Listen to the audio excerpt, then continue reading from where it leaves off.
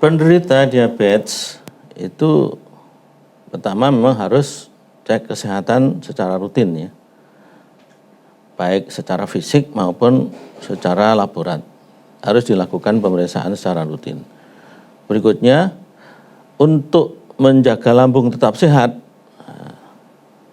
maka konsumsi agi sereal 2 kali sehari.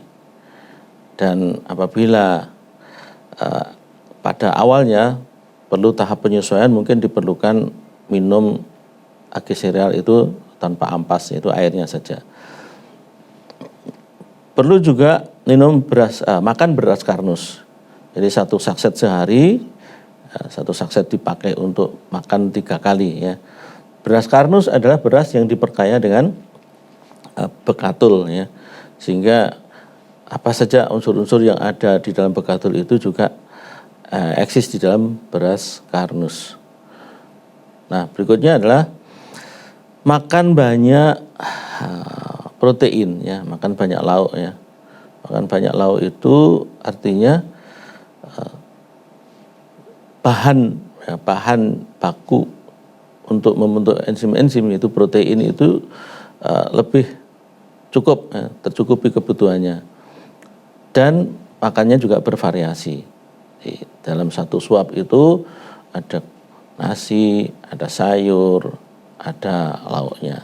Jadi tidak hanya nasi saja atau tidak ada sayur saja, atau tidak hanya salah satu di antara makanan-makanan yang menjadi selera makan kita. Ya, selesai makan itu dengan minum Al-Ghati.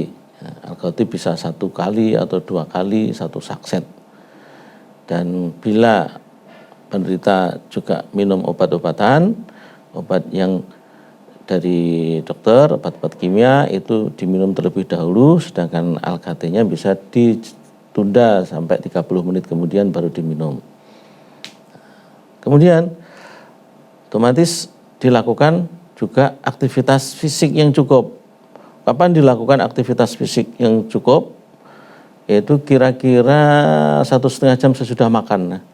Jadi kalau orang umumnya itu diharapkan olahraga itu pada pagi habis subuh itu misalnya, maka para penderita diabetes itu olahraganya bisa 3 kali. Habis makan pagi, setengah jam kemudian, 1,5 jam setelah makan pagi, 1,5 jam setelah makan siang, 1,5 jam setelah makan malam. Itu aktivitas fisik yang ideal untuk para penderita diabetes. Otomatis juga selain aktivitas fisik yang mumpuni, juga diperlukan istirahat yang cukup ya. Istirahat yang paling bagus adalah tidur, ya, tidur yang cukup. Nah, obat-obat penurun gula darah tetap terus dikonsumsi sampai pada 1 titik tertentu yang setelah kita lihat hasil dari pelaksanaan konsep Karnus itu. Nah, demikian juga seorang penderita diabetes atau siapapun mestinya harus pandai mengelola stresnya. Pikirannya santai, tidak dalam kondisi tertekan gitu. Dan tidak dalam kondisi terbebani pikiran. Kita laksanakan konsep Karnus itu sampai minimal 3 bulan. Setelah 3 bulan, insya Allah sudah ada perbaikan. Oleh karena itu, sambil melaksanakan konsep Karnus itu, seorang penderita diabetes juga diharapkan sering ya, secara rutin cek gula darahnya. Bagaimana gula darahnya, apakah sudah mulai menurun? Kalau sudah mulai menurun, maka obat-obat yang biasa diminum untuk menurunkan gula darah itu juga harus diturunkan gitu. Jangan sampai terjadi hipoglikemi, yaitu kadar gula darah yang sangat menurun. Dan apabila ini terjadi, segera melakukan tindakan. Nah, karena itu para penderita diabetes yang melaksanakan konsep Karnus mulai dari awal sampai kesekian waktu itu punya kewaspadaan ya.